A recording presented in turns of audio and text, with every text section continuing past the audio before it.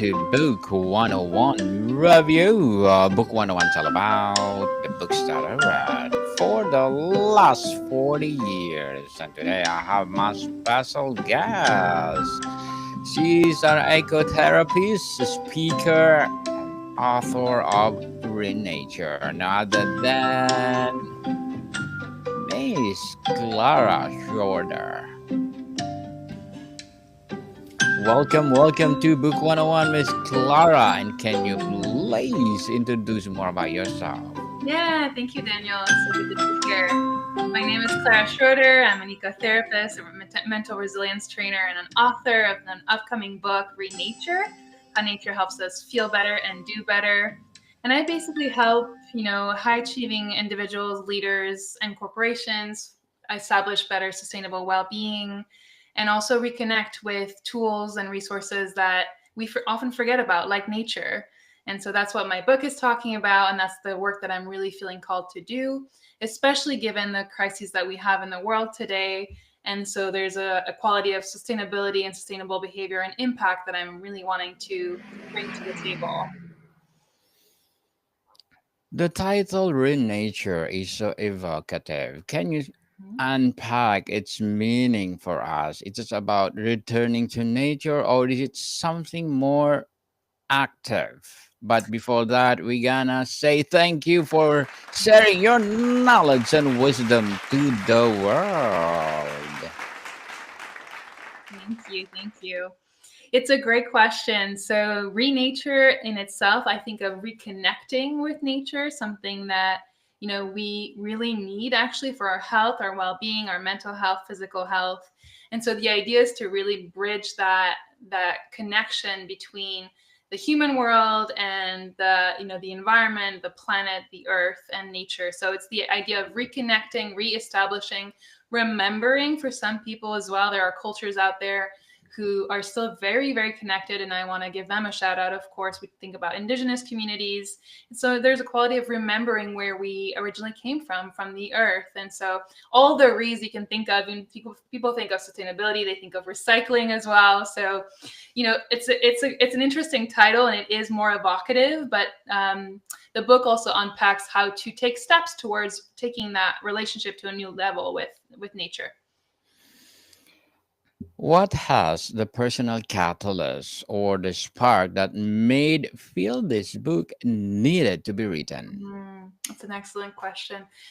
So, in my late 20s, I experienced a pretty significant health crisis. I was already an ecotherapist. I was doing my work. So, I was working with people on their mental health, on their self development, helping companies build resilience and well being. And then I had a traumatic brain injury. So, I was out of office. I was completely wiped out for a year and a half. When I came back from that, and I'm so grateful I recovered, um, I just felt like I needed to have more impact, Daniel, in the world. And it was about taking what I was offering in like small group settings, retreat settings, individual settings, up until a much bigger stage. And so I always wanted to publish a book. I just never thought I would do it so soon in my career. And it all kind of came together. I found a publisher, and then I had an accelerator program for a year. I published in a year, essentially. And so it was really my way to come back and feel like I was being given a second chance at life at that point, and want to elevate the message that, there is things we can do with when we think about climate and the earth and our future. It's just not really what people have thought of before. So linking that well-being, that mental health, our own health to the health of the planet. So that's where that inspiration came from. The idea of re nurturing suggests we've become disconnected. Correct. What do you see the single biggest factor pulling modern humans away from the natural world? Yeah, so there's a few factors. I think probably the biggest one I would say is how much we use technology. And I love technology. I think it has a really great purpose, and it takes us outside of on the present moment for one. It takes us outside of like our bodies. We're just so honed in, where our attention is focused on almost like a virtual world, which has its benefits. And there's something to be said about just stepping outside or waking up in the morning, and instead of checking your emails or your notifications first thing, noticing the weather outside and maybe stepping outside and getting a breath of fresh air.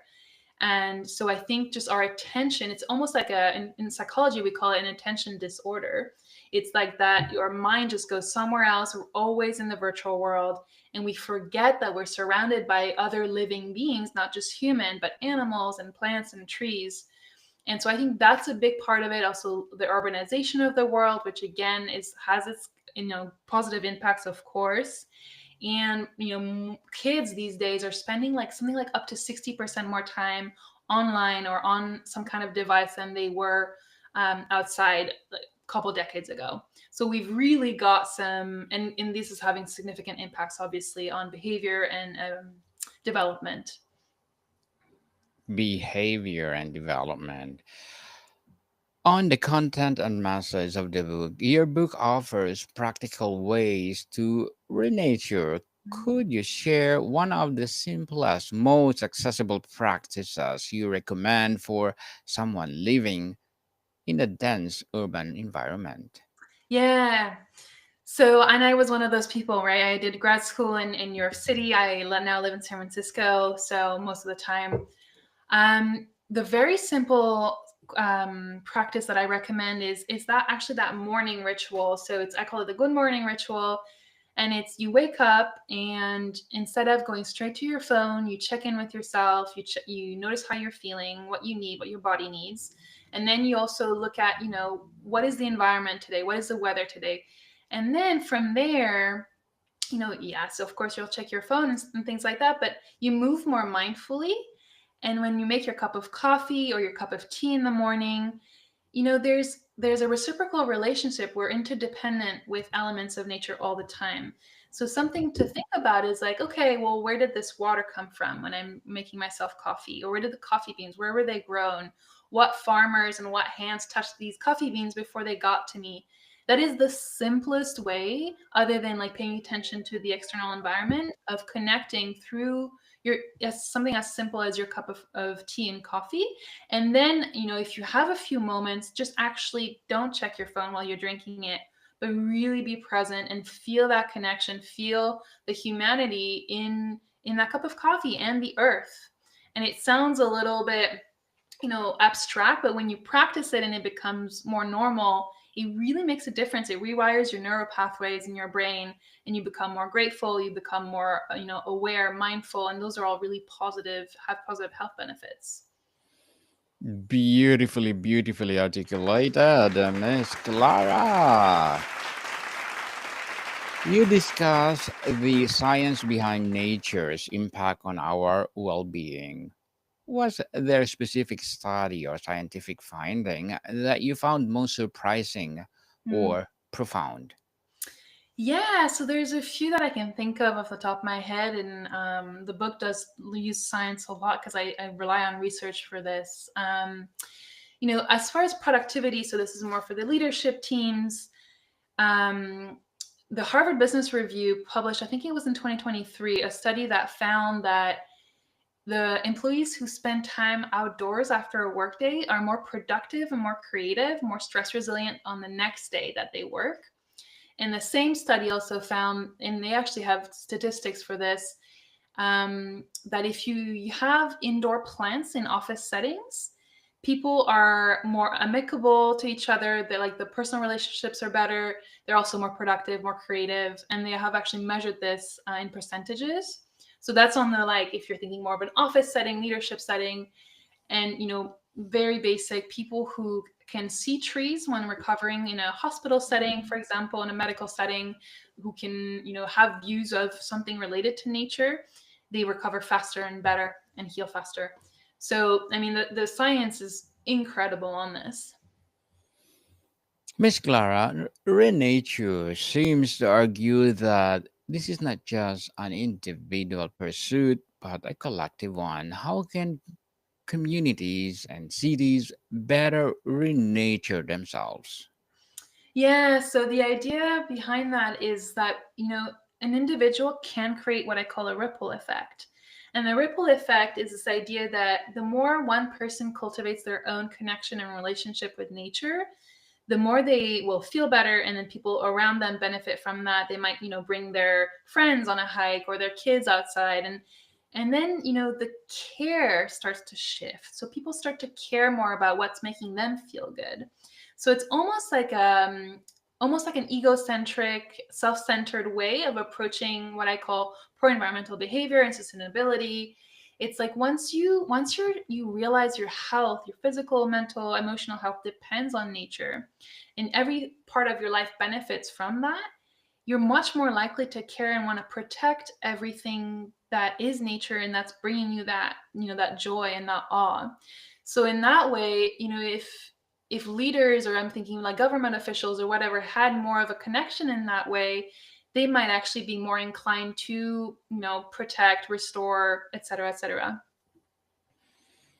Interesting indeed. Did writing this book change your own period or personal relationship with nature? Are there practices you discovered during your research that are now non-negotiable parts of your routine? So I was lucky to grow up surrounded by animals. I was, for a long time, a horseback rider, and I had dogs, and I always was that kid running around in the woods, barefoot, basically. And so this kind of came naturally to me originally. And I did suffer from the lack of connection at one point in my life. During my early college years, I was studying in Silicon Valley in California, so very dense, very urbanized. And I really felt it. I talk about this in the book. I felt very not like myself, almost depressed. Um, and I realized that it was because I'd been used to having more easy access. And this is also a systemic issue about access to nature. And that's a whole other topic, which I also address in the book. And so, just I had to put these practices into my life. I had to make it a point that nature, like notice the trees on the campus that I was on, or notice the butterfly that was flying around. Every now and then, you have to. It forces you to become more mindful and become more tuned in to what's there, especially if there's less of it. So yes, I've built through kind of my upbringing and my childhood, as well as my experiences as an adult living more far away from the natural environment. Miss Clara, were there a tension in writing a book or in this book about returning to the wild? How do you reconcile the use of technology with the philosophy of renature? Yeah, so that's a really good question. And I'm pausing because it's important to acknowledge that both are very useful. And also, when I talk about returning to the wild, one thing that I really emphasize before I answer the part about technology is that sometimes rewilding or returning to the wild also just involves, going to an urban park. Like, not everyone wants to or has the capacity or ability to go on a long backpacking journey out in the woods where you have no service and no water, etc.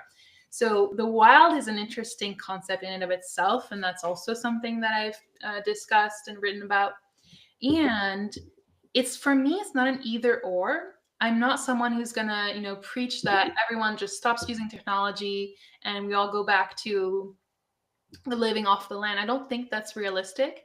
I think as a society, we need to engage with both and reconcile, our use of technology in a way that's more sustainable, and that also, creates engagement towards a better future for all. So that's humans, that's animals, wildlife, whatever it is.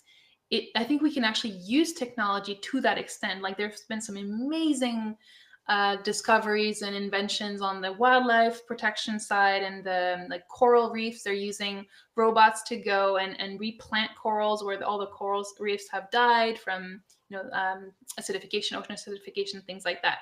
So I think it's more of a more of a conscious use of technology and what we're where we're going with it, and we can use it to our advantage to bridge that gap to build a more sustainable society. I think it's possible. I think it's a more of a mindset. More on mindset for sure. And Miss Clara, as an ecotherapist, speaker, and upcoming author, what are your short term and long term goals? Hmm. So, I think serving at that intersection of mental health and climate and health in general is going to be very important to me.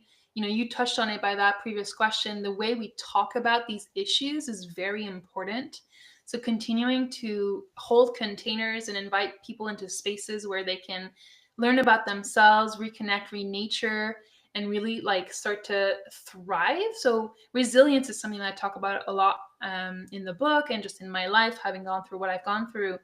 We need to have an adaptable, resilient society if we want to all move forward into a brighter future. And so building spaces and having conversations with people and encouraging them as communities even to be more resilient, to be more renatured and more active is what I'm working on. So short term, get the book out. It'll be available in about a month on Amazon, Barnes and Noble, etc. And then from there, really grow my speakership, and who knows, maybe there will be a book too later on. Who knows? Looking forward for that. Who knows? Miss Clara, and please do create more books like this. Let's empower our nature.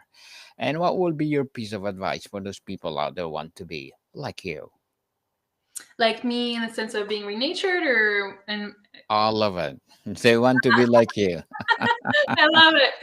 Um, I think it starts with acknowledging, and I just held a climate cafe last weekend, so this is top of mind for me, which is a space where you acknowledge your feelings around climate. But in general, just it's really hard sometimes to not want to tune out from what's happening in the media, from everything in your life. Life can be very overwhelming. I'm an ecotherapist, I understand.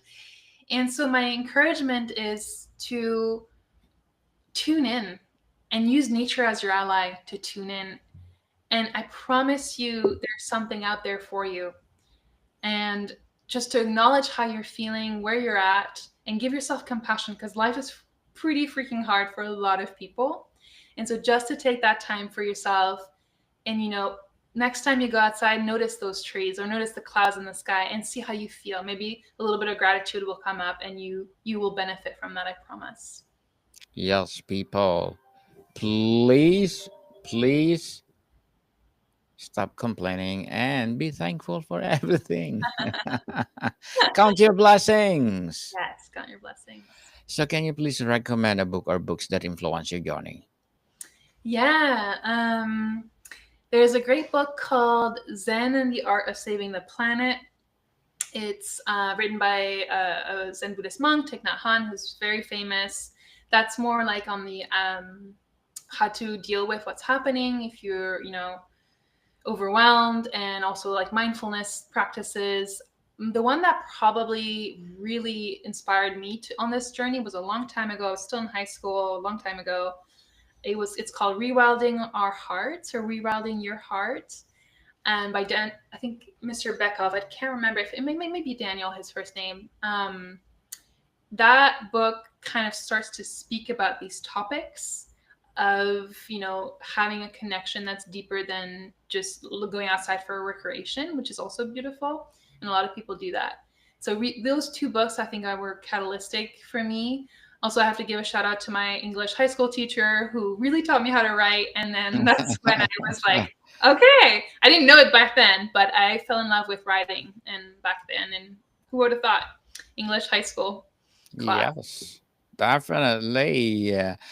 And thank you for that recommended books. Miss Clara, thank you so much. And if you had to summarize the spirit of your book in one single natural element, like tree, Oh, a river, a specific animal, what would it be and why? great question. I've never thought of it that way. So I think I would have to choose a drop of water because originally the main topic that I'm addressing is that ripple effect of individual well-being for pro-environmental behavior for sustainability and a brighter future for all. And I think we underestimate how much one person, how much our sphere of influence matters.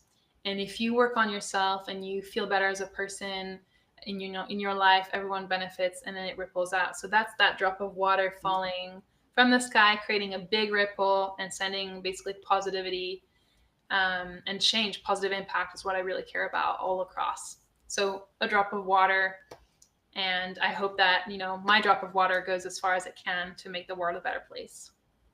I hope your drop of water will be empower the whole planet. Thank Miss Clara, hoping for the best for the book. I hope that you will be award-winning and best-selling author. I usually feature every month either award-winning or best-selling author. Who knows? You will be the next, you. right? Looking So, forward to it. do you see renature as a companion to other ecological and wellness movements, or is just attempting to carve or crave out a new distinct path? That's an excellent question. I think for now, it's a little bit of carving your own path. These topics and themes that I'm talking about, luckily, I'm not the only one talking about them. It has not become mainstream yet. I think bringing, well-being and reconnection and mental health into the environmental movement is huge. I think it's very needed, and I've spoken to many activists about this. Um, I don't think we're quite there yet where it's becoming a movement, but I am building the movement. So, ask me again in 5 to 10 years, and I think we'll have a different answer. For sure, please do come over on Book 101 Review. And the concept of re-nurturing can extend to our diets, our homes, and our workplaces. Which area do you think holds the most potential for transformative change? I think all of those that you named are very important. It just depends on the person's, like I said, sphere of influence. If you're someone who spends a lot of time at work in an office, like I was saying, those indoor plants or going for a walk during your lunch break, those things are very, very important. Diet is a huge one, and I'm not the expert on this, but of course, there's been many, many books about this on the environmental side. And as far as home, I think of children. If families, whether they have children or they're around children or they know people who have children, I'm really banking for the future generation to grow up a little bit differently, a little bit more renatured, re-inspired, reconnected, outside of technology, and more in the earth, on outside essentially. And there's actually movements around this being created, which I talk about in one of the chapters. So it's a little bit of everything, depending on, just focus on what you have influence over and go from there. This book feels especially timely. Why do you think the call to renature is so urgent right now? Yeah, so I think we've got global poly crises. There's multiple global crises going on between the environment. There's, I'm not going to go over all of them, but political wars, etc. So people are feeling kind of hopeless, and so this book is like the opposite of a hopeless book in terms of the environment and climate. I really wanted to bring hope and resilience and a sense of like we can have a brighter, better future for everyone. So in that way, I think it is very relevant. A lot of my the people who gave me endorsements for this book, who are all experts, also talked about the timeliness of it. I think it's just people are needing something else. They're needing to turn their attention to something that will bring them relief in the moment. And nature is never as far as we think it is. And so we've got that as a resource, as an ally, and you might as well use it, and you might as well call on it. Very well said, Miss Clara. Very well said. Beautifully, beautifully articulated. But before we wrap up our discussion for today, I'm inviting you to please do listen to my other podcast, people. My other podcast, because my abstract essay is already in fifth season, abstract poetry in second season, and my book 101 review in fifth season too.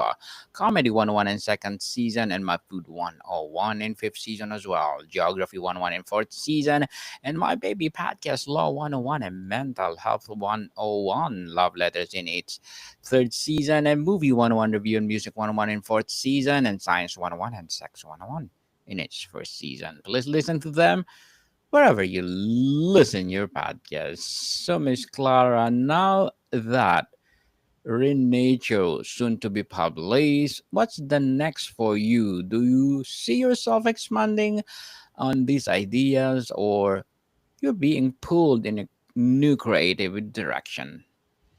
For now, I'd like to make this a real movement and reach more people, and speak at conferences, speak for corporations, and continue to expand that reach, because I think it is relevant to so many people. Maybe go international with it to the English speaking countries. Who knows? I've got big plans. We'll see how they work out. Big plans. Looking forward for that big plans, Miss Clara. And here on Book 101 Review, we support you 100%. And thank you so much for sharing your knowledge and wisdom to the world. So, can you please invite our listeners to support your advocacy, your upcoming book, or whatever projects that you're doing right now? Yeah, so the biggest thing is they can find my website, claraschroeder.com, and find out when the book comes out and sign up for my Substack newsletter. It'll be out end of September. I'm looking forward to sharing it. Thank you, Dan. Yes, yes. Good luck. I hope it will become bestseller and award-winning piece. And please create more books like this to empower our Mother Earth for sure.